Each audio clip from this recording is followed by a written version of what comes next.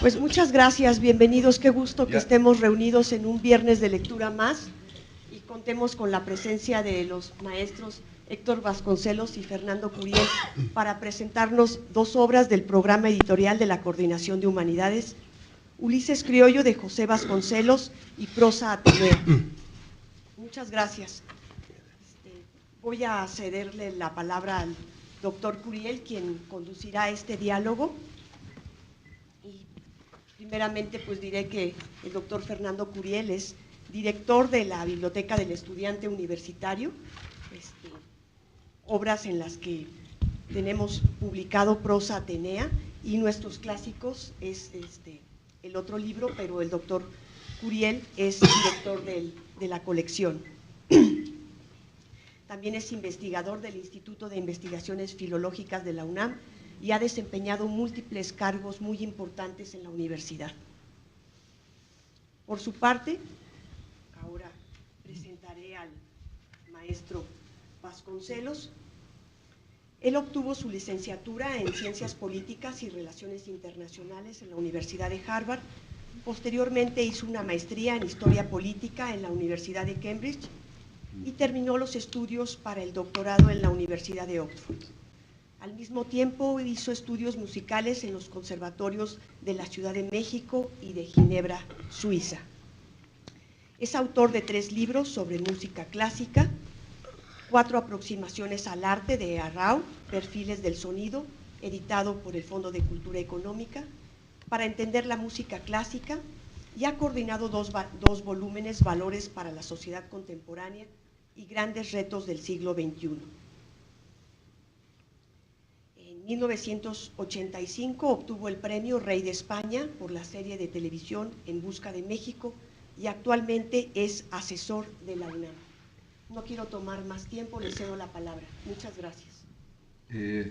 Mariana, bueno, me siento privilegiado, o sea, primero por la invitación de Mariana para estar con ustedes, que estén ustedes aquí, es un lleno total. Realmente les agradecemos mucho que estén esta tarde, y desde luego poder dialogar con un amigo entrañable como es Héctor Vasconcelos. Entonces estábamos apenas poniéndonos de acuerdo. Yo sí quiero aprovechar la oportunidad, si él me permite, primero hablar de mi experiencia como lector de Vasconcelos, y sobre todo creo que el conocimiento que tengo ya de lo que es el gran movimiento, una especie de revuelta cultural, en la que Vasconcelos ocupa un lugar central, que es el Ateneo de la Juventud, y cuya antología, son muchos autores importantísimos, está en el libro Prosa Atenea, entonces sería la relación. Y después yo ya me dijo que está de acuerdo, le preguntaría en primer lugar un poco, hasta donde él quiera, lo que es la experiencia de hijo de José Vasconcelos, la vida familiar, la vida de veras, la vida local. Y en segundo término, con la experiencia extraordinaria que tiene Héctor en multitud de frentes, no deja de repetir un poco los caminos de José Vasconcelos, el de cómo aprecia, cómo ve la figura de José Vasconcelos hoy, ¿sí? Esa sería, él va a hacer algún comentario sobre el libro, tiene preparado algo sobre el libro, entonces, y daríamos sobre todo la oportunidad para que ustedes, lo que quieran intervenir, pues de hecho es una tertulia, y realmente los felicito a la Casa Universitaria del Libro por el éxito de estas reuniones. Y cuando hablaba Mariana de los cargos universitarios, me quedé pensando si no eran cargos de conciencia, pero no, vamos a dejarlo de esa manera. Bueno, mi experiencia con Vasconcelos tiene que ver con mi descubrimiento del Ateneo, que ocurre en la Facultad de Derecho, ¿sí? Años 60, 62, 66, y tengo yo un maestro extraordinario que se llama Mario de la Cueva, ¿sí? Quien en su revisión de la legislación laboral, de la parte constitucional, le gustaba mucho la referencia histórica concreta, ¿sí? O sea, llevaba, si era el artículo 3º, en qué condiciones se decidió el artículo, si era el 27, o sea, esta parte. Entonces yo empecé a aficionarme a 2 autores. De manera muy clara, Martínez Guzmán. De manera muy problemática, José Vasconcelos. Debo reconocer que es una figura que no me era fácil de digerir, de entender, y además de la influencia de los planteamientos de Mario de la Cueva, en mi generación había muchos amigos que llamaríamos entre centro y derecha, ¿sí? O sea, generaciones de notarios que venían desde los abuelos, etcétera, y Vasconcelos era un autor verdaderamente preferido, era un autor muy leído por este sector. Entonces, no es sino hasta últimamente que empiezo a tener ya una relación cordial con Vasconcelos, ¿sí? O sea, deslumbrante la lectura de sus memorias, o sea, es una serie de 4 tomos verdaderamente extraordinarios, y entre Vasconcelos y Martínez Guzmán ya salté a lo que sería la generación del Ateneo de la Juventud. Entonces ya son Alfonso Reyes, Julio Torri, o sea, todo el ejército maravilloso ¿sí? Entonces, esta ha sido mi experiencia con José Vasconcelos. Perdón por la expresión, pero quien introduce a Tina Modotti en el mercado mexicano, que es uno de los ateneístas, pues llega Tina un tanto, digamos, menesterosa, casi como de migración ahora, y va y la presenta con el ministro Vasconcelos. Y por ahí en un pasaje, pues aquel se deslumbra, pues quien no, con la belleza de Tina Modotti, y la invita a subir al vehículo de ministro, y por ahí desliza que Tina le echó los perros. Digo, ay, no, por favor, o sea, son condiciones de poder, por amor de Dios, pues claro que te va a echar los perros, ¿no? En fin, hay una serie de cosas ahí, lo cual no le resta que es uno de los grandes memorialistas de la historia mexicana. Y si ya lo leyeron, reléanlo, sobre todo en el contexto actual, ¿sí? Y si no lo han leído, háganlo, porque se van a llevar, realmente va a ser muy satisfactorio leer los 4 tomos, empezando por el Ulises Criollo, de José Vasconcelos. ¿Te parecería que empezamos dándote pie a que tú hables de lo que habías preparado para comentar y yo luego ya te hago las preguntas, ¿sí? Para cerrar, claro, y dar pie a que ustedes participen, que lo veo muy, muy, muy importante, ¿sí? Entonces, Héctor, pues tienes tú la palabra, y de nuevo muchas gracias por estar aquí. Muchísimas gracias, querido Fernando. Hace tiempo que no nos veíamos, pero somos amigos ya de décadas, y nuestra amistad se dio siempre en el marco de nuestra queridísima Universidad Nacional Autónoma de México. Primero que nada, los felicito. Yo no sé quién originó la idea de estas tertulias, pero me parece una cosa fantástica. Qué buena idea, ahora en que las sociedades modernas tienden a aislar a la gente, a que cada quien ande por su lado, sobre todo en aquellos países, en varios de los cuales me ha tocado vivir, donde de 9 de la mañana a 5 de la tarde, todo mundo labora en común. Y después de las 5 de la tarde viene un aislamiento, un aislamiento total. Uno va a muchas ciudades, tanto en Estados Unidos como en los países nórdicos, por ejemplo, donde yo fui embajador. Después de las 5 de la tarde todo el mundo se retira a su casa, no hay la menor convivencia social, y de ahí vienen muchos de los problemas de la sociedad contemporánea, como la depresión, el sentido de aislamiento, de falta de horizontes en la vida, etcétera. Así que esta tradición tan mexicana y tan latina, tan de los países de lenguas romances, de reunirse para discutir temas, para hablar de libros o de películas, o en fin, de las cosas que interesan a la gente, creo que es algo extraordinariamente sano. Así que me da muchísimo gusto encontrarme una nueva instancia que para mí era desconocida, en que un grupo de gente se reúne en torno a libros, a ideas, a periodos históricos, a personalidades. Felicidades. Además, veo que la asistencia es nutridísima. ¿verdad? No sé si siempre, supongo que siempre es así. Qué agradable, a ver si un día me invitan, pero para estar sentado allá con ustedes. Yo pensé que sobre todo íbamos a hablar de este extraordinario libro sobre la obra de algunos ateneístas. Supongo que todo el mundo aquí está más o menos en distintos grados familiarizado con el concepto y el hecho histórico del Ateneo de la Juventud, ¿no? Pues quiero decirles que para mí este es el mejor libro de lejos que yo conozco para adentrarse en un tema tan central para la cultura mexicana del siglo XX como fue el Ateneo de la Juventud. Es una antología magnífica, pero además, y yo quiero felicitar a Fernando por su introducción, que da todo el contexto histórico, hay muchísimas cosas de gran erudición que yo no sabía, y se refiere al Ateneo de la Juventud no solamente como un grupo restringido con unas actividades determinadas en un periodo también muy restringido de la historia temprana del siglo XX, sino que nos da todos los antecedentes de otros grupos, otras revistas literarias que fueron precursores del Ateneo de la Juventud. Y una cosa también muy importante que Fernando menciona son, digamos, los herederos del Ateneo de la Juventud, ¿no? Habla de gente como Jaime Torres Bodet, como Daniel Cosío Villegas, que no habiendo sido ateneístas ellos mismos, estuvieron bajo el influjo de la generación de los ateneístas, y yo creo que pueden ser considerados válidamente como extensiones, digamos, del Ateneo.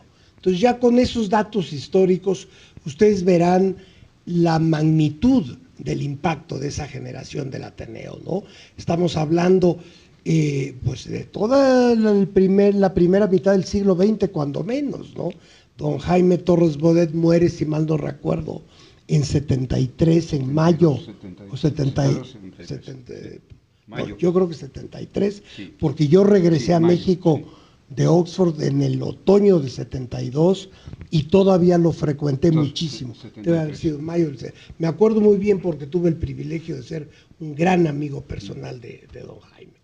Entonces, ustedes verán que hasta alrededor de 1970 había personalidades en México directamente relacionadas con la generación del Ateneo de la Juventud.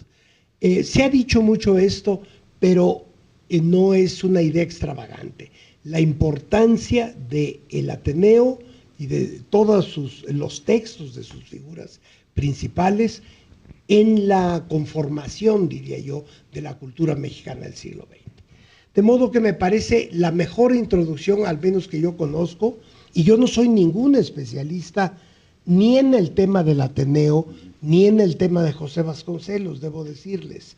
Y lo he hecho un tanto deliberadamente, el no convertirme en un experto en esos temas que por otra parte me son tan cercanos. Porque yo pienso que cuando, por las circunstancias de la vida, cuando el destino inescrutable de cada uno de nosotros nos pone en una relación de cercanía tan extrema como ser hijo de una figura central de esa generación, yo pienso que lo peor que uno puede hacer es dedicar su vida casi profesionalmente a ese hecho, a esa cercanía. Yo he tratado de vivir mi vida y no soy un erudito en la obra de mi padre, ni mucho menos de otros autores del Ateneo, de la generación del Ateneo. Pero sí puedo percibir cuando me encuentro un texto que es, en mi experiencia, la mejor introducción a un tema tan rico.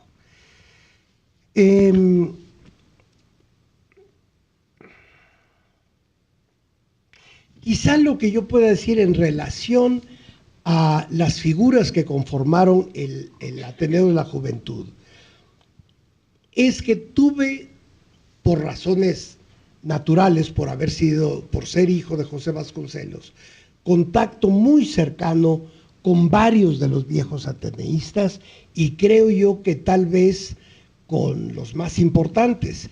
Y puedo contarles algunas cosas de cómo fue la relación posterior, ya en los años 40 y 50, entre estas gentes que habían fundado el Ateneo hace un siglo. Estoy pensando, por ejemplo, en Alfonso Reyes. En general se sabe poco de cómo se desarrolló la relación entre Reyes y Vasconcelos, digamos después de los años 20 o 30. Y eso sí me tocó atestiguarlo. Claro, yo era un niño, pero era un niño que vivía siempre entre los adultos. Como no tenía yo hermanos, ni primos, azares del destino, no tuve un solo primo hermano, ni menos un hermano, entonces yo vivía con los adultos y la gente que poblaba mi vida, pues eran estos personajes que para entonces tenían 60, 70, 80 años, y los recuerdo muy vivamente. Mucha gente sabe que Alfonso Reyes y José Vasconcelos tuvieron grandes diferencias de índole, sobre todo política, ¿no? Como ustedes saben, no voy a entrar en los detalles, esto es muy conocido. Alfonso Reyes era hijo del general Bernardo Reyes, por lo tanto tenía, digamos, un pie anclado en el viejo sistema del porfiriato. Don Alfonso tenía una inmensa veneración por su padre, que todos conocemos. Existe un famoso poema, no recuerdo el título, pero un famoso poema sobre la muerte del general Bernardo Reyes, que ustedes sabrán que murió, del 9 de febrero. La oración del 9 de febrero, que murió frente a Palacio Nacional, en fin. Entonces, cuando ocurre la Revolución Mexicana, don Alfonso, que estaba además profundamente herido psicológicamente por la muerte de su padre, no participa en la revolución, se va al extranjero, y ahí empiezan, digamos, los distanciamientos entre Reyes y Vasconcelos, que por otra parte habían sido amigos extraordinariamente cercanos en la Escuela Nacional Preparatoria, es decir, durante sus años universitarios. Yo me atrevería a decir que el mejor amigo de mi padre en la juventud extrema fue Reyes. Entonces viene la revolución y ahí hay un distanciamiento hasta físico, puesto que Reyes está en Europa. Mi padre lo invita a regresar a México cuando mi padre es designado primer secretario de Educación Pública, pero Reyes sabiamente se niega a venir, se niega a aceptar la invitación de mi padre. Aunque no lo dice directamente, hay un poco de toreo. Claro. ¿Sí? Bueno, don Alfonso era la prudencia y él sí que era la diplomacia misma. No solo fue un gran diplomático, sino que tenía un carácter extraordinariamente, eso que llaman convencionalmente diplomático. Bueno, pero hay una carta que alguien me hizo llegar. Creo, si mal no recuerdo, es una carta de Alfonso Reyes a Daniel Cosío Villegas, en la que le dice la verdadera razón por la que no le aceptaba a mi padre el cargo de subsecretario de Educación. Y es muy importante esa carta porque revela a qué punto don Alfonso conocía el carácter de mi padre. Le dice, yo lo quiero demasiado y lo admiro demasiado para entrar en su cotidianidad. Sé que si yo me voy a trabajar con él, inmediatamente van a surgir distanciamientos insalvables. Sí. Dice don Alfonso, Pepe tiene un carácter, no me acuerdo si dice insoportable o imposible o algo así. Además es una persona muy autoritaria, cosas ambas que yo como hijo puedo corroborar. Tenía razón. Ya platicaremos. Ahora vamos a eso. Pero el caso es que por motivos muy agudos de percepción psicológica de don Alfonso, se niega a regresar a México. Bueno, luego a lo largo de los años 20 y de los años 30, y todavía en los 40, tuvieron muchos pues discrepancias. Además eran dos caracteres, como carácter personal, ¿verdad?, absolutamente opuestos. Mi padre era la intensidad, la impulsividad,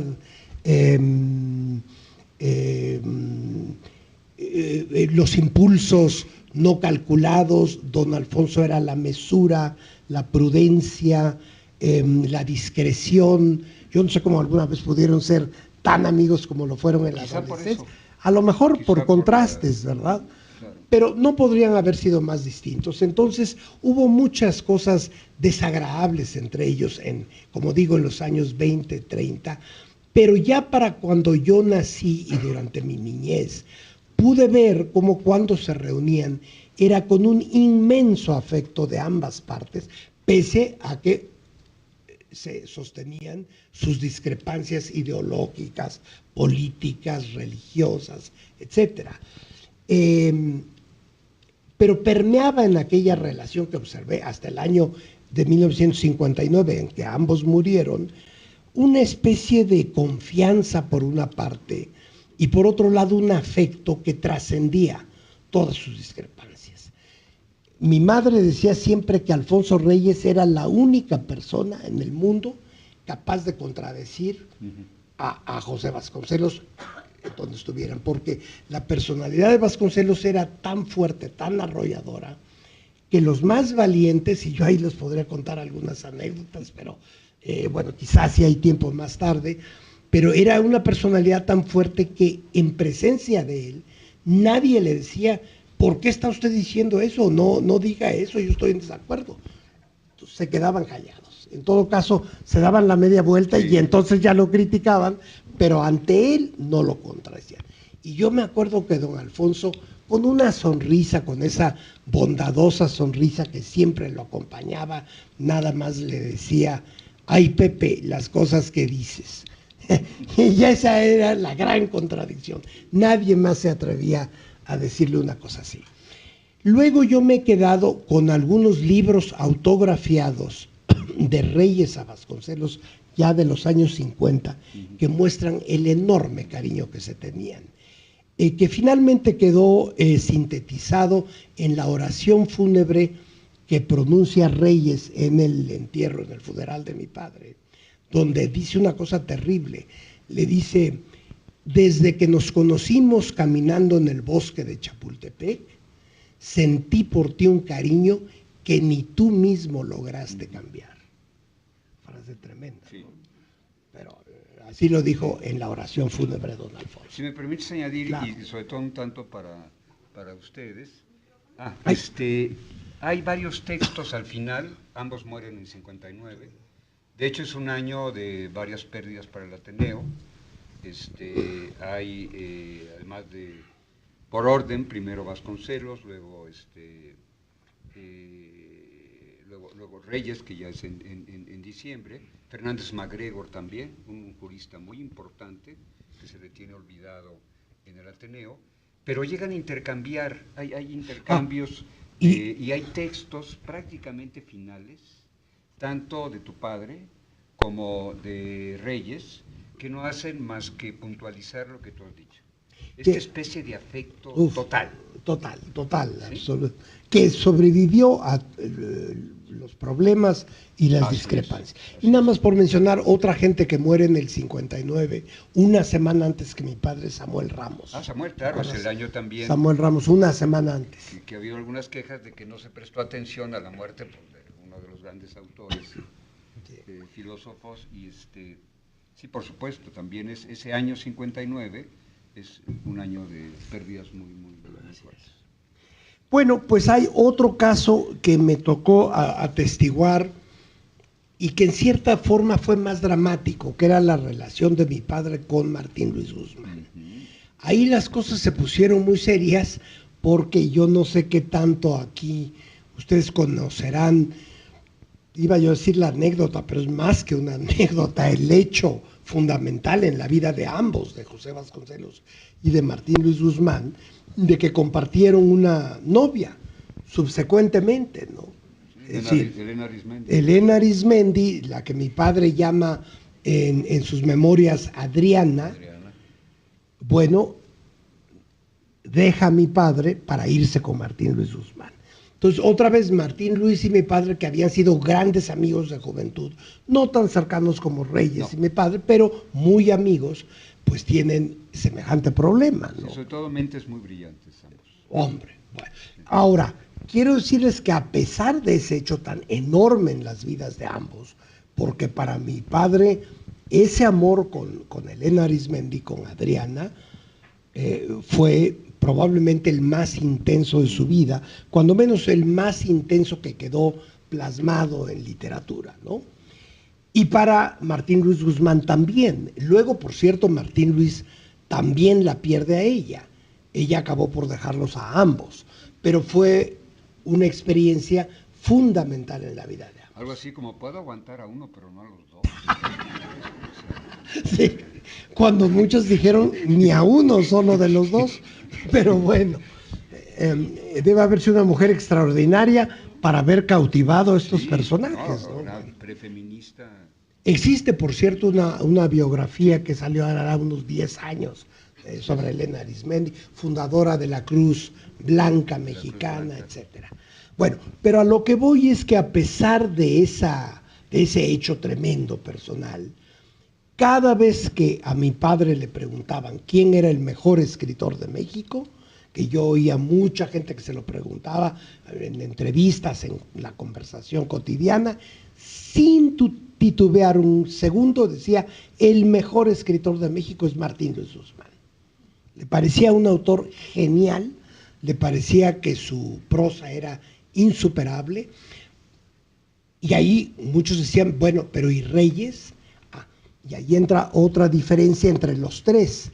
A mi padre no le gustaba lo que pudiera llamarse la gran literatura exquisita o preciosista. Libresca, erudita, y sobre todo tiene por ahí una frase tremenda, mi padre también, que se refería a Reyes, pero como ya conté, Reyes lo olvidó, dijo, no, la literatura de Reyes es haute couture, alta costura, no, alta costura.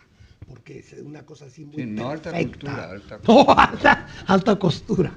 En cambio, le parecía que la literatura de Martín Luis Guzmán tenía esa vitalidad, esa intensidad y ese contenido, como ustedes saben, estaba en sus novelas relacionadas con la propia Revolución Mexicana, y eso era lo que mi padre admiraba, un escritor comprometido con las causas populares, revolucionarias, etcétera.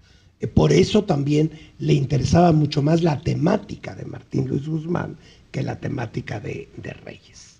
Bueno, y allí sí yo nunca observé entre ellos un afecto o una cordialidad ya en los años postreros de sus vidas. Siempre ya se veían con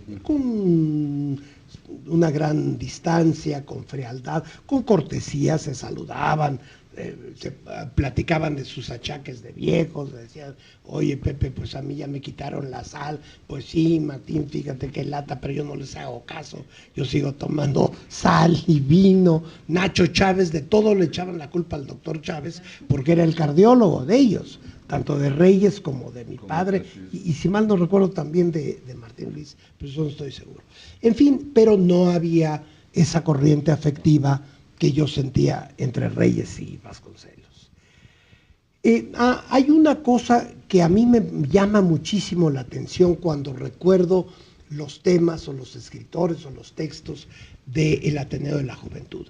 Yo creo, aquí Fernando, que es el gran erudito de esos temas, me corregirá, que probablemente el Ateneo fue la última generación de intelectuales mexicanos realmente imbuidos, compenetrados, fascinados con la cultura clásica griega, ¿no? Si ustedes ven, por ejemplo, pues incluso en la generación de 1915, la de los 7 sabios, ya no es tanta la fascinación con Grecia. Y si nos vamos bastante más adelante, digamos, la generación famosa de medio siglo, ya no. No, ya son las ciencias sociales. Exacto, en la de medio siglo son las ciencias sociales.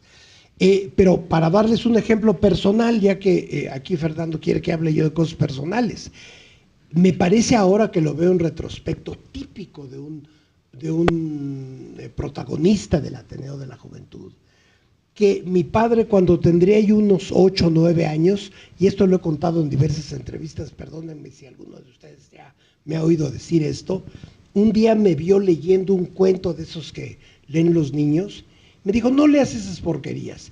Fíjense, otra vez ya el autoritarismo al que aludía Reyes, porque no me dijo, no leas ese cuento, no leas esas porquerías.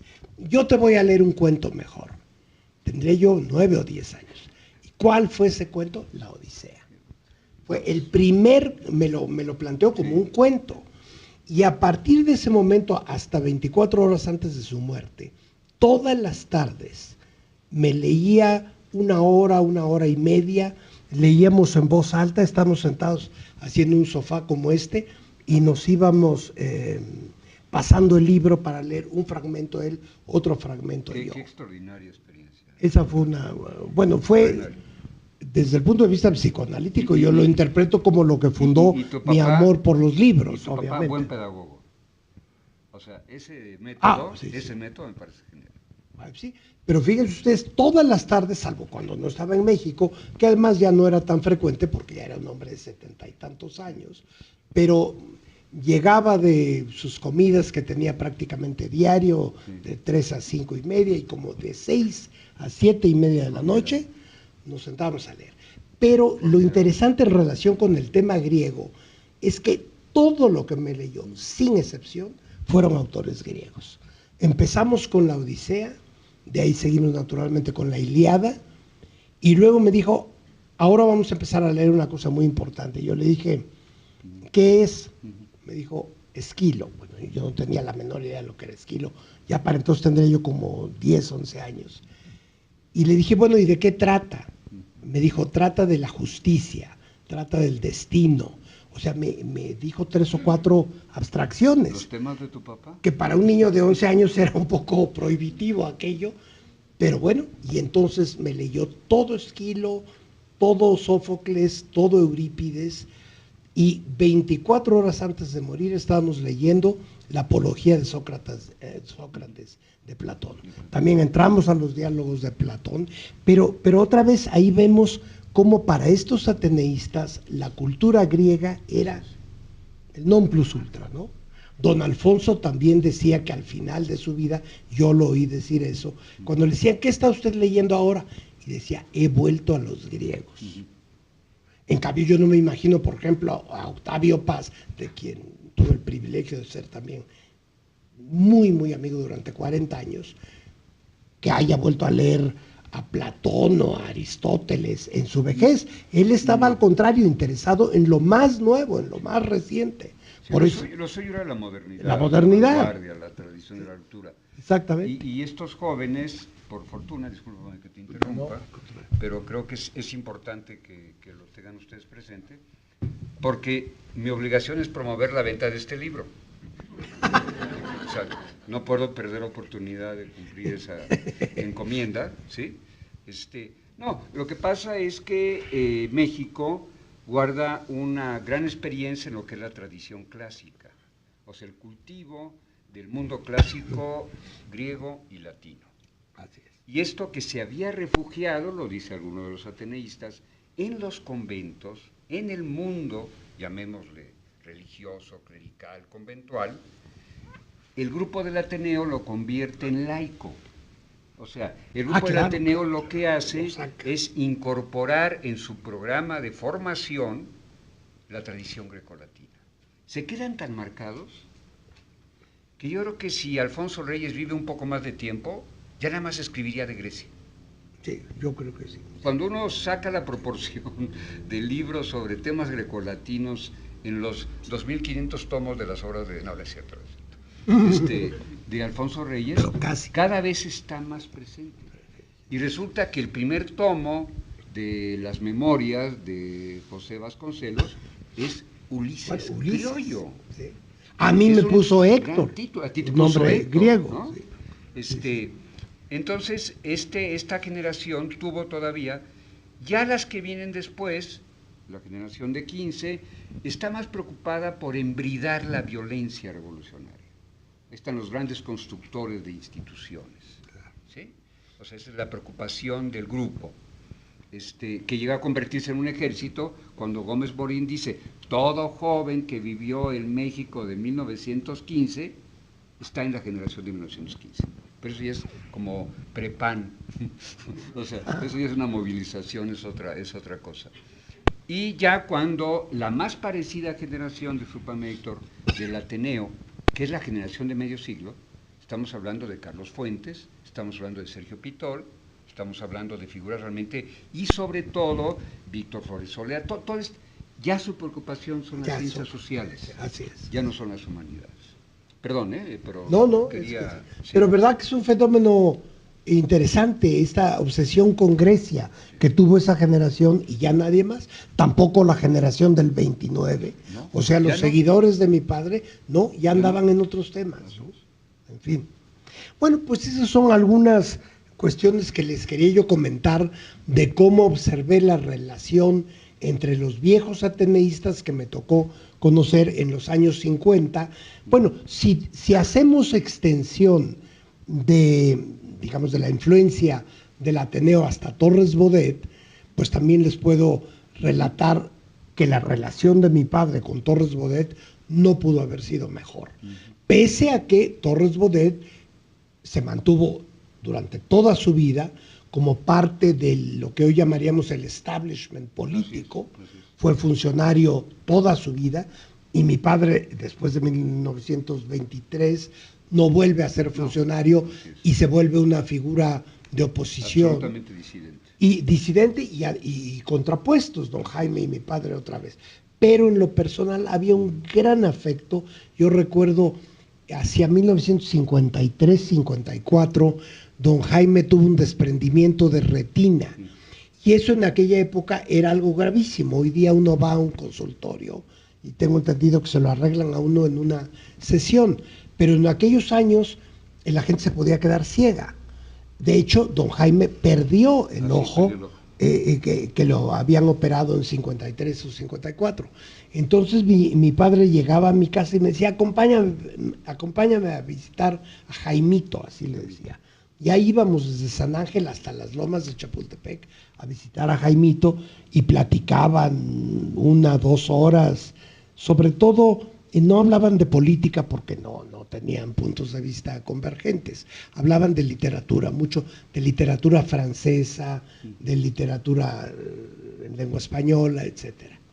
Sí, además el dato maravilloso de que el jovencito Torres Bodet es secretario de Vasconcelos. Claro. Y luego pasa a ocupar la dirección, el departamento de bibliotecas. Entonces hay una como compenetración de proyectos culturales extremadamente importantes. Gracias. Y algo que se va heredando, Ateneo, generación de 7 sabios, generación de contemporáneos. Entonces, no, pues realmente es un anecdotario maravilloso lo que tenemos el privilegio de escuchar a Héctor hablando de cosas que aunque diga que los dice en entrevistas y eso, yo ahorita siento un tono más más interno. La verdad es que no pienso mucho en estos temas, pero cuando por alguna cosa circunstancial los recuerdo, pues claro que tengo muchísimos recuerdos. Pero si les parece, podemos pasar al otro tema que tú querías abordar. De hecho, que es el de hecho, ya empezamos porque tú has hecho ya un retrato de tu vida de niño con José Vasconcelos, y que la siento un tanto más tierna de una ocasión que cuando presentamos la edición del Ulises Criollo, el número 100 de nuestros clásicos, que estuviste también, tú estuvimos en la Feria del Libro, tu tono era más de un hijo duro, ¿sí? Y ahorita te noto como más... Lo que pasa es que quizás se debe eso a que estábamos hablando de cosas, digamos, de recuerdos personales, pero probablemente si ya hablamos de la obra de José Vasconcelos, pues sí surgen algunos puntos de vista muy críticos. Sí, porque se te preguntaba, por ejemplo, que por qué Vasconcelos a partir de los 20 no está en la punta del más avanzado pensamiento y acción política de América Latina. Y bueno, tú veías que era un poco la parte que tiene que ver con la cuestión confesional, o sea, esta parte ya de definición católica y todo lo demás, ¿no? Bueno, pues tú ya has adelantado la parte de lo que sería la vida íntima. Es envidiable que hayas tenido la oportunidad hasta el último año de, caramba, estar compartiendo las aventuras del Iliada y la Odisea con José Vasconcelos, aparte de que sea su hijo. Es un privilegio nacional absolutamente extraordinario, ¿no? Pero entonces, miren, como todo en la vida, yo entiendo perfectamente bien el aspecto, el aspecto privilegio de todo aquello, pero créanme también que tenía sus... No, por supuesto. Así como me leyeron todo Esquilo, Eurípides y Sófocles, nunca me llevaron a un partido de fútbol. Ya con eso digo todo. Si quieres, mira, vamos el domingo. Vamos a esto. Un poco esa infancia cancelada, de alguna manera, Claro. que tenía que ver con el carácter endemoniadamente autócrata de José Vasconcelos. ¿Sí? Alguien lo atribuye que es un temperamento oaxaqueño, pero eso todavía no está muy estudiado.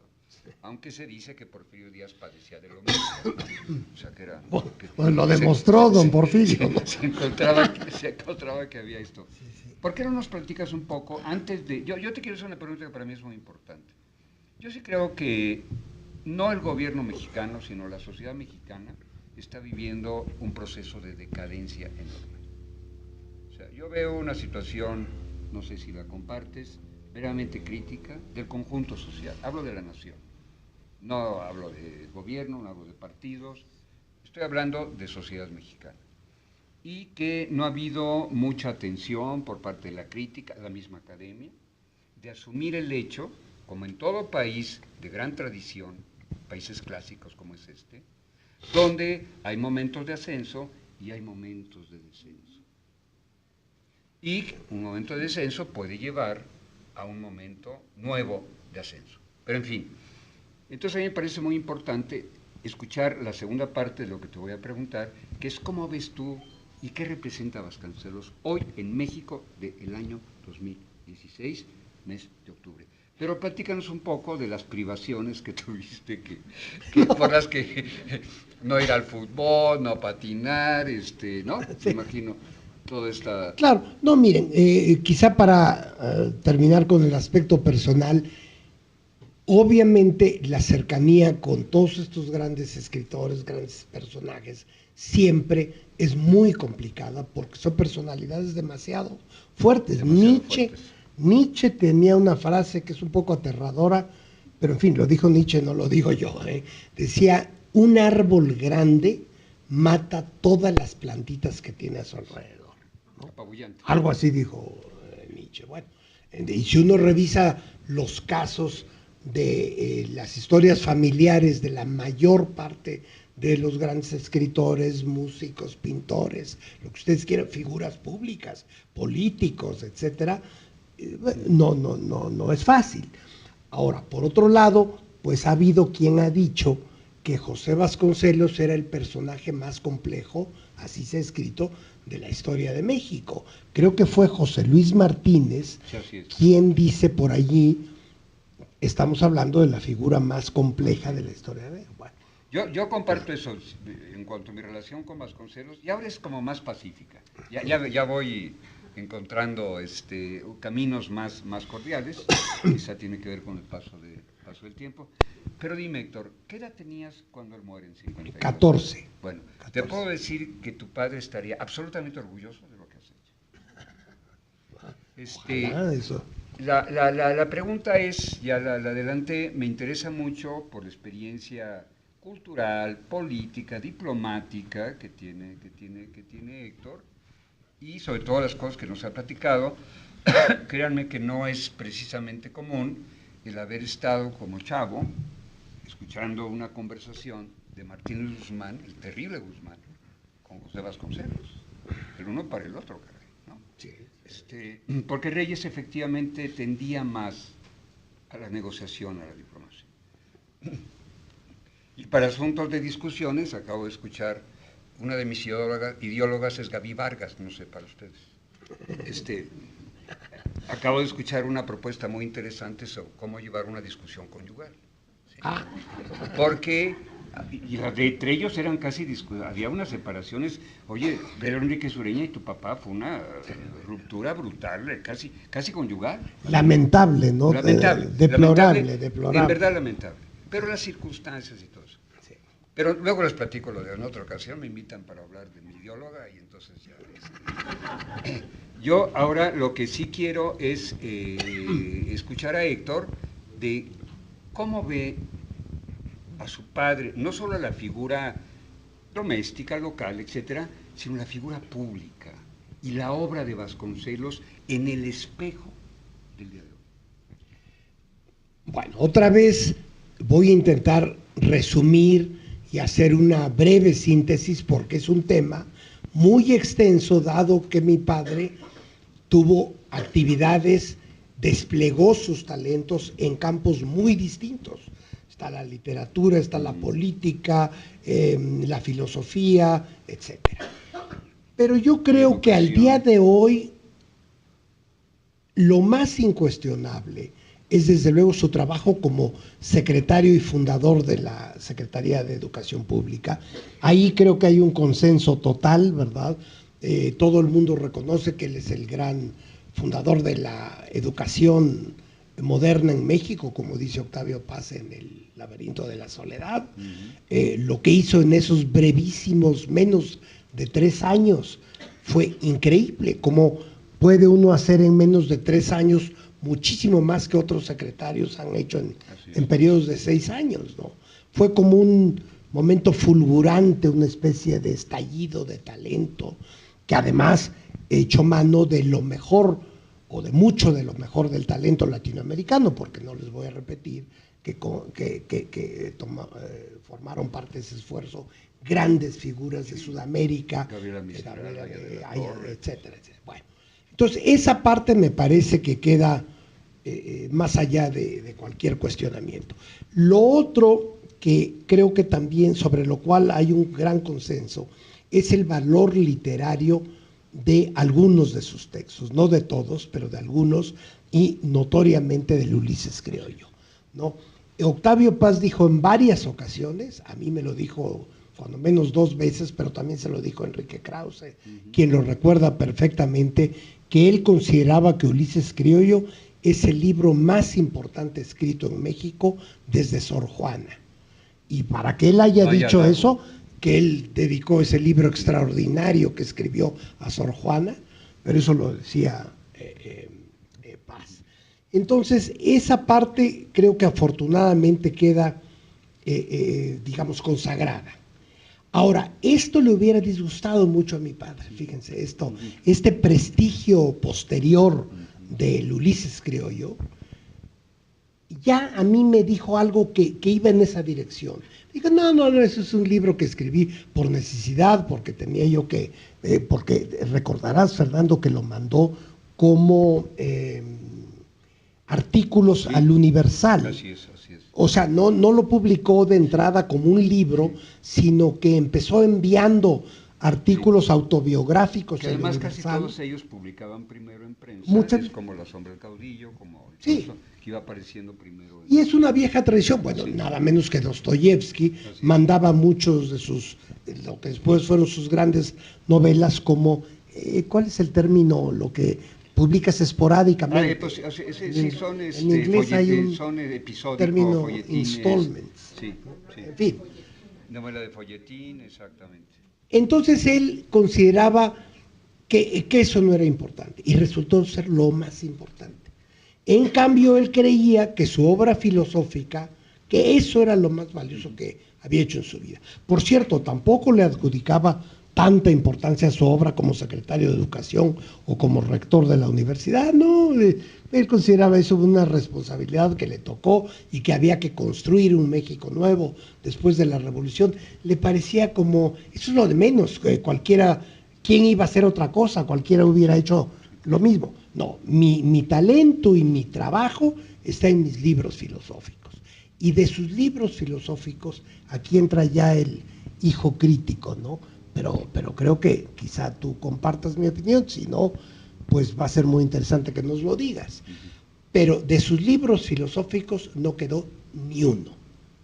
O sea, fue un callejón sin salida su filosofía.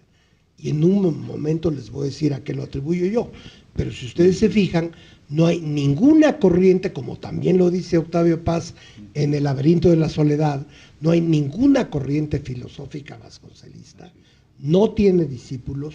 Si uno va a la Facultad de Filosofía pero también pudo uno haber ido hace 20 o 40 años y es prácticamente inexistente el impacto de su obra filosófica. Claro, siempre va a haber algún especialista, algún erudito, alguien que está haciendo su tesis sobre eso, pero no es una corriente de pensamiento vivo. La filosofía, todos los libros filosóficos, que son muchos, de mi padre. Ahora, ¿por qué? Porque y eso sí sería una decepción gigantesca para mi padre si estuviera vivo. Y él cambiaría su prestigio como educador y como autor de literatura, digamos, por su prestigio como filósofo. Claro. Estoy seguro que lo cambiaría. Porque alguna vez yo le dije, oye papá, a mí me dicen que tú has sido político, periodista, escritor, abogado, filósofo, poeta, todo. ¿Qué eres? Me dijo, yo soy un filósofo. Sí. Bueno. Pues resulta que la posteridad no ha estado de acuerdo. Yo lo atribuyo a dos cosas, básicamente. En primer lugar, a lo largo del siglo XX, la filosofía se convirtió en una cosa altamente especializada. Si ustedes ven, hasta el siglo XIX, casi cualquier persona pensante tomaba una pluma y un papel, se ponía a hacer reflexiones sobre lo que fuera. ¿Y filosofaba? Y ya eso era considerado filosofía. Pero ¿qué pasa? Que con la tradición filosófica inglesa y la tradición filosófica alemanas de finales del siglo XIX y principios del XX, la filosofía se vuelve una cosa técnica, ¿no? La filosofía del lenguaje, figuras como Russell y Whitehead y Wittgenstein, y después Heidegger, etcétera, etcétera, convierten a la filosofía en una cosa que no se puede hacer como amateur de la filosofía. No, de profesionales. Tiene que ser un profesional de la filosofía. Bueno, mi padre nunca tuvo un entrenamiento como filósofo, su entrenamiento profesional era de abogado. Pero era uno de los deportes del Ateneo. También, absolutamente. O sea, porque igual lo practicaba Alfonso Reyes, el más serio de ellos, digamos que sería Antonio Caso, pero estaba entre las ocupaciones y preocupaciones de estos chavos. Y como preocupaciones yo diría que quizá la mayor, ¿no? De todos, de Caso, pensaban en esos términos. Bueno, pero eso hoy día viene a ser, perdón que lo diga así, pero una curiosidad histórica, ¿no? Sí, si me permites, yo nada más haría un pequeño matiz. Creo que hay una lectura no hecha del filósofo Vasconcelos que tiene que ver con la filosofía convertida en política, ¿sí?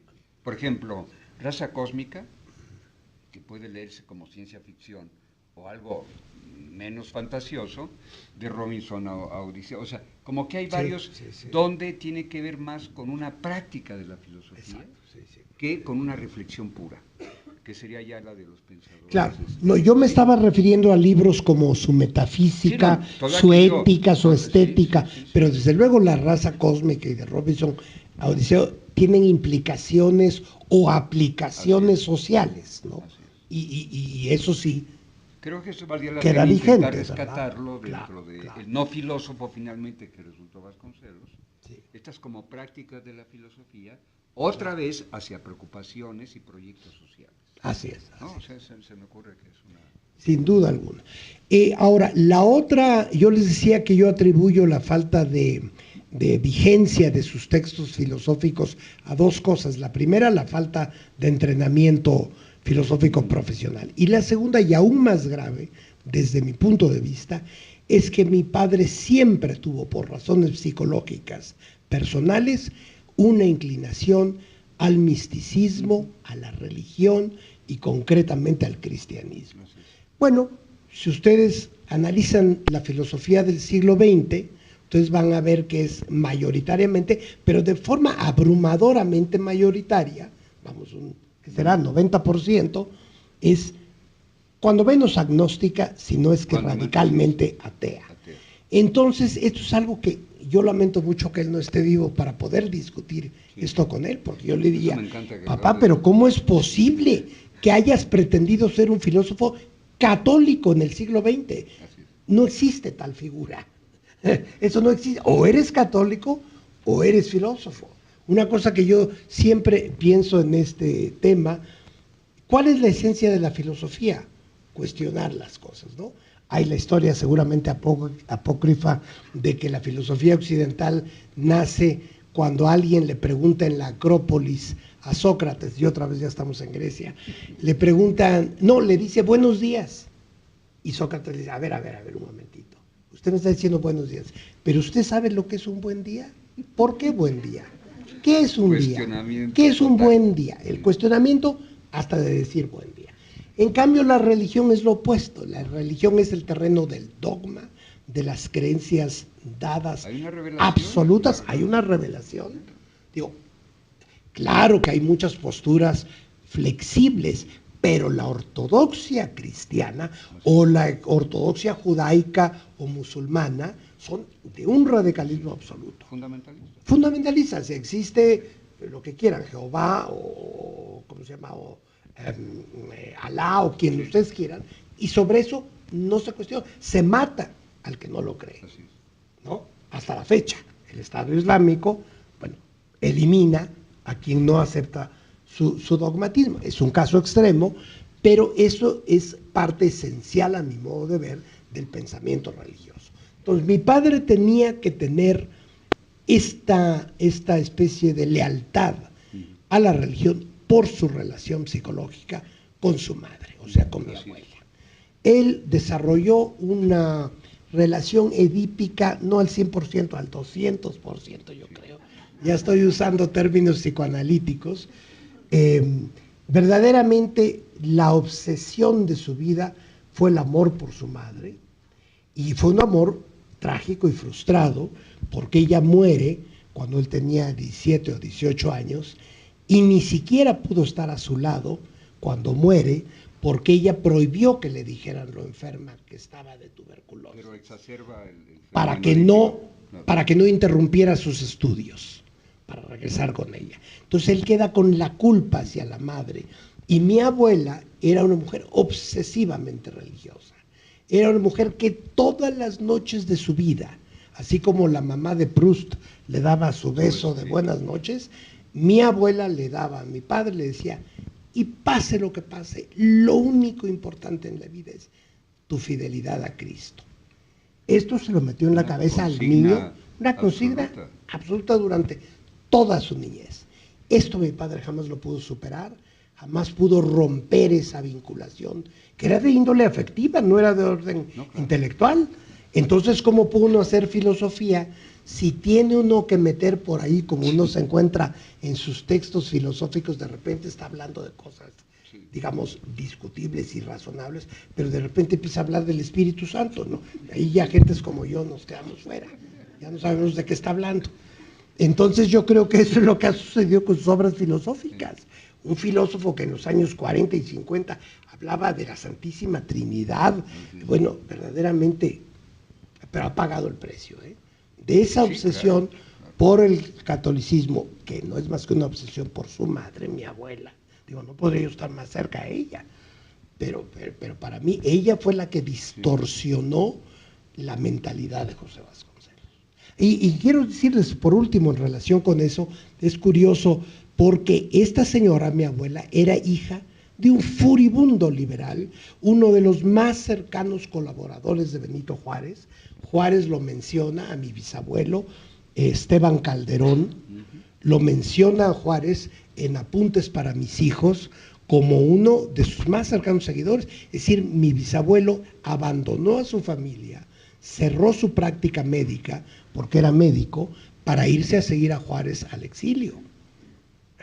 Entonces era un liberal acérrimo, pero la hija, quizá como una reacción psicológica, fue todo lo contrario, una obsesionada católica. Y esa fue la influencia inmediata que recibió mi padre. Pero hemos tenido oportunidad de escuchar cuestiones muy importantes sobre lo que es la experiencia de ser hijo, haber vivido el Vasconcelos diario, ¿no? Ya no Ulises criollo, sino Edipo criollo. Sí. Aquí ya se acuñó un pero no fui yo el que acuñó el Pero me queda la impresión, Héctor, ahorita pasaríamos a que si ustedes por favor aprovechen para conversar con sí. Nada más lo que me queda, además realmente de enorme gusto de escucharte sacar estos temas, la necesidad de una relectura de Vasconcelos, ¿sí? O sea, no darlo por establecido, no dar por hecho, ¿no?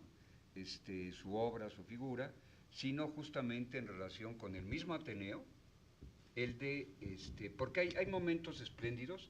Vasconcelos, cuando toma posesión de rector, les dice: yo no vengo a poner togas, no vengo a firmar asuntos de títulos, yo vengo como agente de la revolución para que la universidad elabore la Ley Federal de Educación, ¿sí? O sea, es una etapa verdaderamente extraordinaria, como hay otras que resultan. Entonces, luces, sombras, opacidad, todo eso, pero sí, Héctor, además de veras de la oportunidad de escuchar cosas que algunas ya sé, otras que me estoy ahorita registrando para la debida crónica, la necesidad de otra lectura, otro enfoque. Entonces, si te parece bien, damos oportunidad claro, a que, claro, ¿sí? claro. Entonces son tan amables, por favor.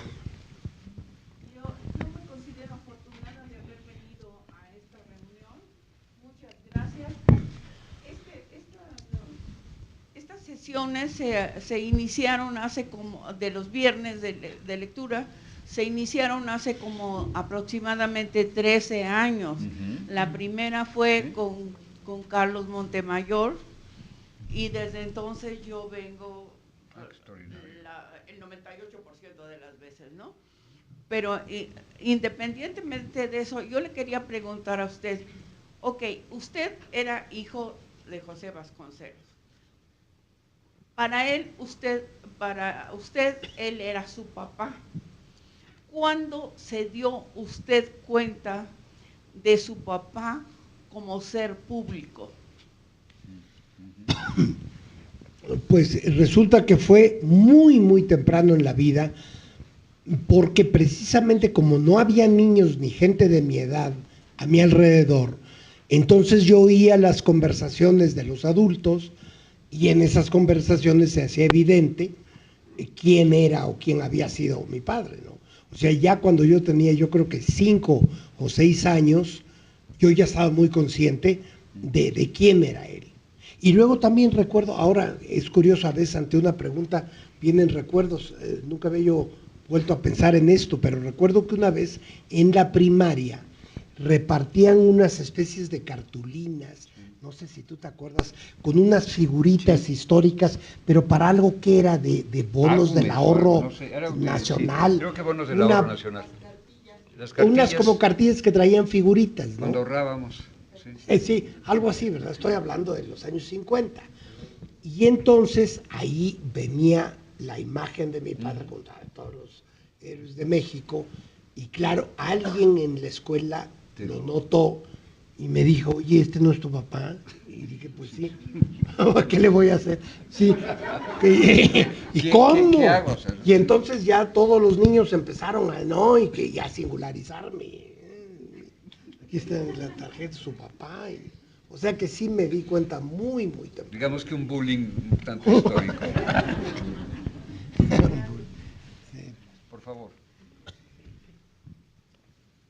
Bueno, sí, no sé si sea tan amable de comentar algo breve acerca de esas luces y sombras que mencionaba el doctor Fernando, en relación a esa evolución que tuvo Vasconcelos con el nazismo. Se ha criticado mucho ese aspecto, ¿sí? Y qué mejor que ahorita que su propio hijo pudiera hacer un breve comentario sobre eso, ¿sí? De esa evolución de Vasconcelos maderista, Vasconcelos de la convención, ¿verdad? Convencionista, y el Vasconcelos de sus últimos años, ¿no? He oído por ahí que fue un resentido del grupo de Sonora, que fue desplazado, no sé si sea así eso. He oído de que esa visión de la raza cósmica está fundamentada en teorías genetistas, racistas, y que tal vez eso lo llevó a simpatizar con Hitler, ¿sí?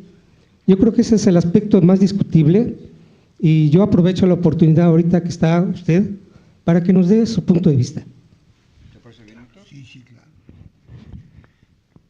Sí, mire usted, es un tema otra vez muy extenso, merecería una sesión aparte, que yo estaría más que dispuesto a abordar, pero voy a tratar de sintetizar el tema en 2 o 3 aspectos.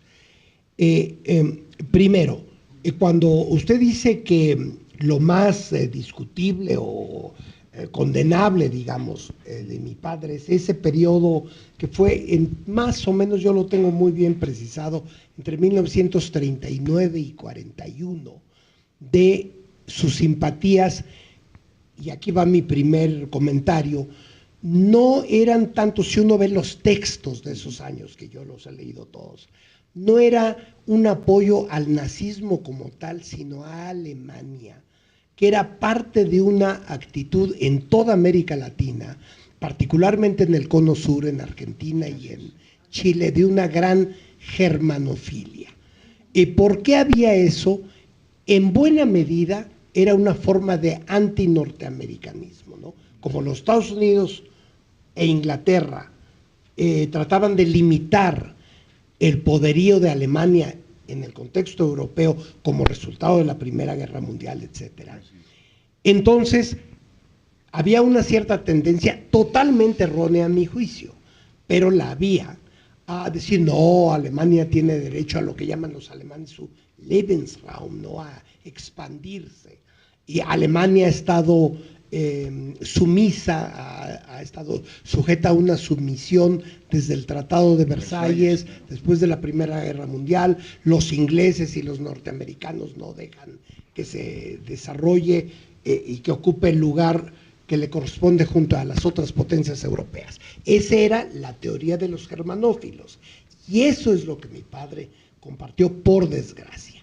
Ahora, digo por desgracia, porque para mí cualquier cosa relacionada con el nazismo, con el nacionalsocialismo, con el fascismo, es simple y sencillamente lo peor que ha ocurrido en la historia de Occidente. Yo siempre he dicho y lo he escrito, la mayor aberración en la historia de Occidente es el nazismo. No hay nada que me resulte más repugnante desde cualquier punto de vista. Eso sí lo dejo clarísimo como mi punto de vista. Ahora, para tocar otros aspectos, pero tratando de ser muy sintético. Yo, así como me di cuenta muy de niño de quién era mi padre, empecé a oír un poco más adelante, ya para entonces tendría yo 10, 12 años, toda esta cuestión de las simpatías de mi padre por la Alemania nazi, y todavía lo alcancé a comentar con él por fortuna. Por ahí yo tendría 13, 14 años, ya muy al final de su vida. Le dije, oye papá, pero me dicen que tú fuiste nazi o que tuviste simpatías. A mí me parecía ya desde entonces esto lo peor, porque por el lado de mi madre, yo había tenido contacto desde que nací con algunos de los grandes músicos del siglo XX, muchos de los cuales eran judíos. Estoy pensando en Arthur Rubinstein, en Heinrich Schering, en incontables grandes músicos judíos que eran íntimos amigos de mi madre, de manera que yo había oído de los horrores del nazismo desde siempre. Entonces, cuando ya estuve un poquito más grande, se lo planteé a mi padre y me dijo varias cosas. Otra vez recuerdo la tarde en que estábamos sentados así en un sofá comentando. Me dijo, mira, primero, esa actitud mía fue al principio de la Segunda Guerra Mundial. Nosotros no sabíamos hacia 1940 los horrores, bueno, y de hecho esto no me lo dijo él, pero yo lo sé ahora.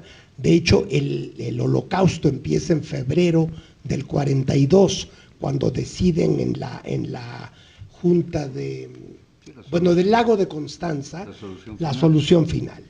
Entonces, en 39 y 40, primero no habían cometido tantas atrocidades, la solución final no había iniciado. Pero además aquí hay un fenómeno muy real de aquella época, que hoy para nosotros es inexplicable. las noticias no eran como hoy, que yo sé lo que pasó esta mañana en la campaña entre la señora Clinton y el señor Trump. En aquella época había un rezago de meses y a veces de años.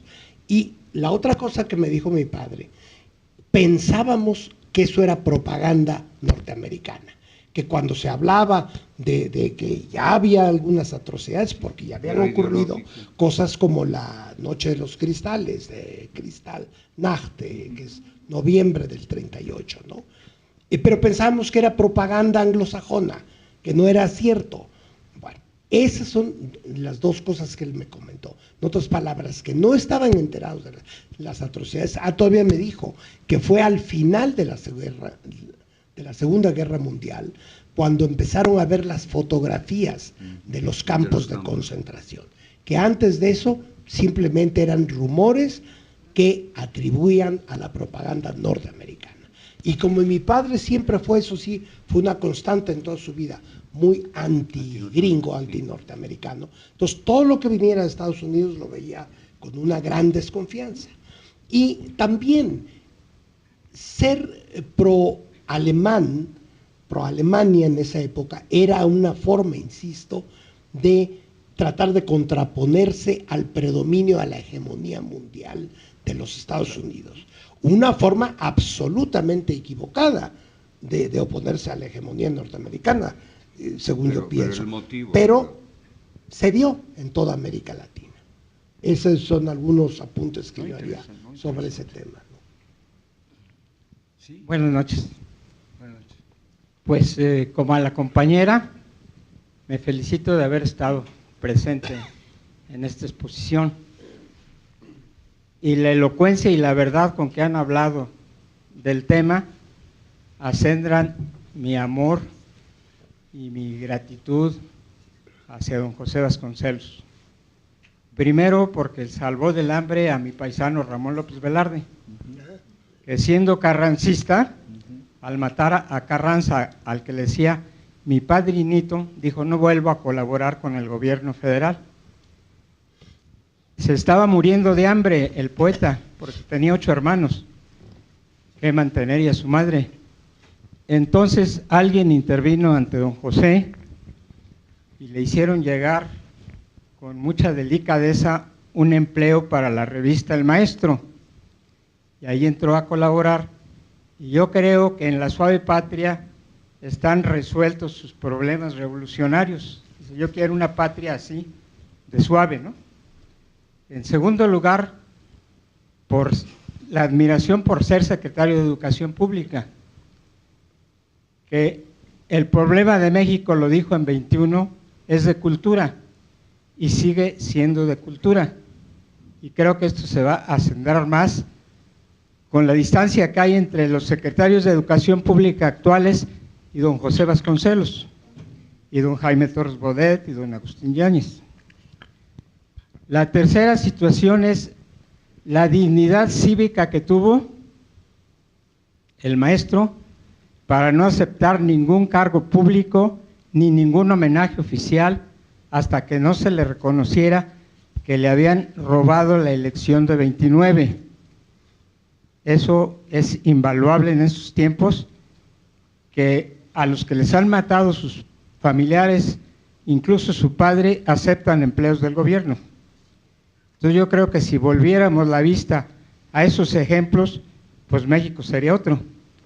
Por lo que respecta a lo germanófilo, pues nosotros en esa edad, yo tendría que 10 años, admiraba mucho a Alemania, y luego tuvimos un presidente alemán. A ver, yo quisiera hacer nada más un comentario acerca de lo de López Velarde, porque esto creo que es poco conocido. Cuando yo lo he mencionado incluso ante historiadores y tal, muchos no lo saben. La Suave Patria, mi padre le pidió a Ramón López Velarde que la escribiera. Sí, le dijo, oye Ramón, ¿por qué no escribes un poema que resuma la mexicanidad? Así como encargaba los murales y demás, le encargó a López Velarde ese poema, y de ahí salió esa joya literaria, ¿no? es un dato, ¿no? ¿Qué información más valiosa para los velardianos? Sí. Ah, y usted sabe también que la última persona a la que vio López Velarde en vida fue a mi padre. No, no lo conocía. Sí, el día que murió, que si mal no recuerdo murió a eso de la 1 o 2 de la tarde, mi padre entre su casa y la Secretaría de Educación lo pasó a ver a lo que es la casa esta que está ahora en Álvaro Obregón, ¿verdad? Lo pasa a ver camino a la Secretaría de Educación a las 9 o 10 de la mañana y unas horas después le avisan a mi padre que había fallecido. Pero fue la última visita que recibió. Entonces fíjese cuántos lazos con López Velarde, ¿no? Sí. Muchas gracias, maestro. Buenas noches, maestro. Tratando de ser breve en mi pregunta, para ver si puede extender un poquito la respuesta. Yo crecí teniendo como ejemplo a Vasconcelos, como una persona que hay que seguirla. Ya en últimos tiempos, 10 años atrás, me topé con un historiador, García Diego, que fomentaba la lectura de Ulises Criollo, y comentaba él que en el libro tenía varias imprecisiones. Un poquito es, si me puede dar su punto de vista, pero mi pregunta fundamental es, pasando la vida de Vasconcelos y deteniéndola, porque a mí me impactó lo que leí en el libro, cuando él hizo la reflexión de por qué se metía a la revolución. Dice, yo realmente no tengo la necesidad económica, vivo bien, tengo un trabajo, tengo mi despacho, pero me duele la gran diferencia que tiene este país. Por eso tengo tomo la decisión, ¿sí?, civil de incorporarme. ¿Sí? ¿Usted cuál sería su reflexión, maestro, a esta sociedad? Sobre todo me inclino un poco más a la sociedad capitalista. ¿Qué les diría usted cuando ellos tienen todas las ventajas en un país desigual? Esa sería mi pregunta para su reflexión. Sí, me quiere usted recordar lo primero que planteó, porque quisiera empezar por allí, el primer tema. El comentario es que en el caso particular, Sí. García Sí, Diego, sí, exactamente. Las exactamente. imprecisiones. Sí, bueno, primero que nada, en un debo libro que narra decirle historia. que Javier García Diego es un gran amigo mío, somos amigos desde hace 40 años, justamente coincidimos en la Facultad de Ciencias Políticas cuando él era estudiante todavía y yo acababa de regresar de Oxford, así que somos muy amigos. Lo acabo de ver en el Colegio Nacional la semana pasada. Ahora, en cuanto a las impresiones, claro que la obra de mi padre está llena de imprecisiones y esto tiene varias razones. Una de ellas es que mi padre escribía muy rápidamente, no revisaba mucho sus textos, lo cual me parece que es una lástima porque los pudo haber pulido aún más en todos sentidos, literariamente y desde el punto de vista documental, historiográfico, etcétera. Entonces, mucha gente ha encontrado que tal o cual fecha está equivocada o que fulanito de tal no estaba tal día en tal reunión, cosas de un tanto de detalle, pero le voy a contar una anécdota que revela muy bien, yo creo, el carácter de mi padre. Una vez que alguien le pide una cita, creo que era precisamente un estudiante universitario, y como tenía muy buenos antecedentes este muchacho y muy buenas calificaciones y tal y cual, mi padre le da una cita en la Biblioteca de México, que es donde él despachaba, él dirigía la Biblioteca de México, ¿no? Y entonces el estudiante llega con muchísima pena, ay maestro, me da mucha pena si usted me permite decirle, yo encuentro una contradicción entre esto que dice usted acá y esto que dice usted en este otro libro, discúlpeme el atrevimiento, pero ¿me podría usted aclarar esto que yo veo como una contradicción? Tal vez sean mis limitaciones. intelectuales, Claro, y mi cuidados. padre le dice, ¿y usted qué caso me hace a mí? Póngase a leer a Platón, no pierda su tiempo leyéndome a mí. Es buena. Y ese era muy de su carácter, no pierda el tiempo buscándome contradicciones, póngase a leer a Platón. Y otra vez los griegos, no salimos de los griegos. Pero la decisión que tomó Vasconcelos, precisamente, diciendo yo no tengo ninguna necesidad de poder entrar y apoyar a la revolución. Sí, no, eso era absolutamente cierto. De hecho, él nunca ganó en su vida tanto dinero como ganó cuando tenía su despacho de abogado inmediatamente antes de la revolución. Esa reflexión que la pudiera usted manejar con la actualidad, con la clase ostentaria que tenemos ahorita actualmente y que no apoya precisamente a líneas sociales que requiere ya este país. Bueno, sí, es decir, ahí entran muchas cosas, el carácter de cada quien, el sentido que cada quien tiene de su vida, de lo que quiere hacer con su vida. Para mi padre, el simple hecho de estar acumulando dinero hubiera sido un sinsentido, porque tenía esta actitud mesiánica, que ahora es un término muy desprestigiado y muy usado en muchos contextos actuales, pero vaya, que sí era una figura mesiánica. ¡Qué barbaridad! Y todo lo que logró hacer en su vida era precisamente porque él se sentía un hombre llamado a mejorar al país, a llamar a México, con un sentido de predestinación que él cuenta por ahí en algunos de sus libros, que se dio cuenta de él cuando tenía 8 o 9 años, ¿no? Entonces él tenía un sentido de misión en que cualquier otra solución de vida le hubiera sido insatisfactoria, salvo de entregar su vida a alguna causa relacionada con lo público en México, con la acción pública en México. Eso es una conformación psicológica que no todo mundo tiene, ¿no? Ahora, pues lo que ya usted dice de lo que usted llama los potentados mexicanos actuales, ¿qué quiere usted que yo le diga? Si no estuviera yo de acuerdo con lo que usted está planteando, no tendría yo la militancia política que tengo. Yo soy un militante de Morena y yo creo en que en México se tienen que introducir cambios fundamentales, precisamente por lo que usted señala, porque tenemos aproximadamente 1% de la población que se ha dedicado a enriquecerse sin mesura alguna y que desparrama muy poco o nada hacia el resto de la sociedad mexicana. Entonces, claro que yo deploro y veo como usted ese egoísmo de las clases dominantes mexicanas, con algunas excepciones, por supuesto, como en todo, pero en general yo creo que buena parte del empresariado mexicano es de una mezquindad, de una ceguera incluso política extraordinaria. Y por eso yo he optado por una opción política que a mí me parece que es la que pudiera alterar ese estado de cosas. Bueno, no vamos a entrar a cuestiones partidarias. Tenemos ya nada más tres preguntas, es espero que sean breves, rapidísimo. y le voy a pasar la palabra también a la maestra Malena Mijares. Sí, Adelante. gracias.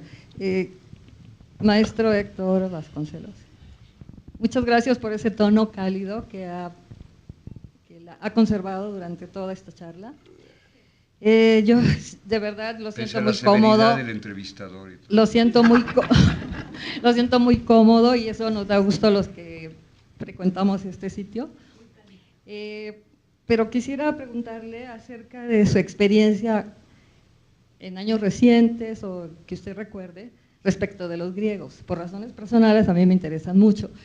He sido estudiante de teatro y he tenido el privilegio de estar con el maestro Luis de Tavira. Entonces él nos decía en alguna ocasión, hay que volver la mirada al origen, a las raíces. Particularmente estoy ocupada en eso ahorita. Y lo siento como nuestros padres espirituales, a los griegos, porque pues son nuestro origen, de ahí venimos, independientemente de que seamos mexicanos, etcétera. Pero ¿cuál es su sentir, cuál es su experiencia intelectual después de haber recibido en tan temprana edad esas lecturas de nuestros clásicos dramaturgos, que realmente son maravillosos. Gracias. Sí, gracias.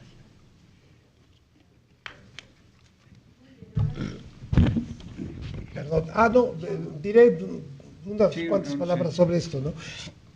Mire usted, precisamente por lo que ya acabo de relatar, para mí la cultura griega es una parte medular de cómo veo cualquier cosa, ¿no?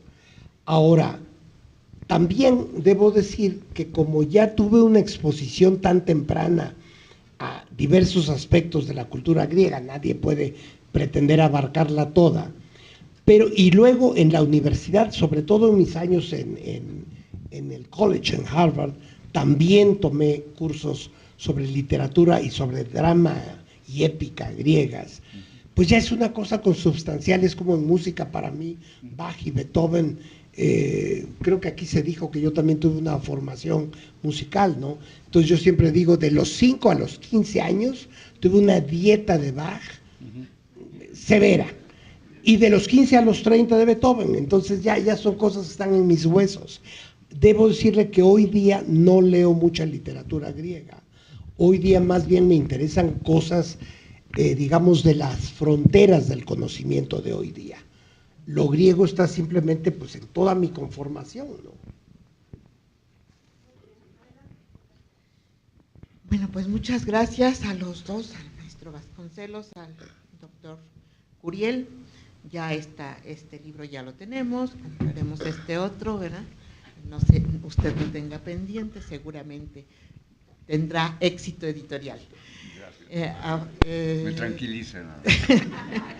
Ahora, pues yo le quería comentar, yo soy bibliotecóloga, egresada del Colegio de Bibliotecología de la UNAM, pero nuestra bibliotecología, nuestra carrera en el siglo XX, Vasconcelos es una figura fundamental. Él funda la Escuela de Biblioteconomía de la Secretaría de Biblioteconomía y Archivonomía de la Secretaría de Educación Pública, hace la Asociación Mexicana de Bibliotecarios, funda la Biblioteca México, esa Biblioteca México que está en la Ciudadela y que el señor Fox no sabe muy bien si es la Biblioteca México Vasconcelos o Vasconcelos México, y que le ponen Biblioteca México a la otra para dejarle Vasconcelos a la otra y ya nadie sabe. Pero esa biblioteca, la Biblioteca México, no de México como ponen ahora, la Biblioteca México es fundada por Vasconcelos para tener esa cercanía a la cultura. Ese fue un eje para los estudiantes, para todo, eso y la Biblioteca Nacional fueron fundamentales para ese siglo XX, adentrado ya a los 60. Vasconcelos hasta su muerte fue director de la Biblioteca México, a la que sucedió una maestra mía, la doctora Chávez Campomanes, Sí. que cuentan, ¿verdad? Que ella fue el amor de la vida de la maestra Chávez, de la doctora Chávez, fue José Vasconcelos. Por eso no se casó. Qué historia, qué historia. Bueno, mire usted, todos los días descubro algo nuevo con relación a mi padre. No sabía, yo recuerdo muy bien a la doctora Chávez, la recuerdo muy bien de toda mi niñez, pero pues eso que usted relata no tenía yo noticia. Esta pasión pero desatada. se lo creo por completo, porque es obvio que mi padre desató muchísimas pasiones que llevaron incluso al suicidio de más de una. Entonces, pero yo guardo un gran recuerdo de la doctora Chávez. Y en cuanto a la Biblioteca México, en efecto, no sé por qué, pero en los hechos le han quitado el nombre. Se llamaba ya Biblioteca, bueno, le decían de México José Vasconcelos. El presidente Zedillo la reinauguró después de una remodelación con ese nombre, y a mí me invitaron a la inauguración, me acuerdo muy bien, y ahora le han quitado el nombre, ignoro por qué. Y como no tengo contactos con el gobierno federal, no lo sé. Sí, no, la otra es la Biblioteca Vasconcelos, que es la nueva. Así es.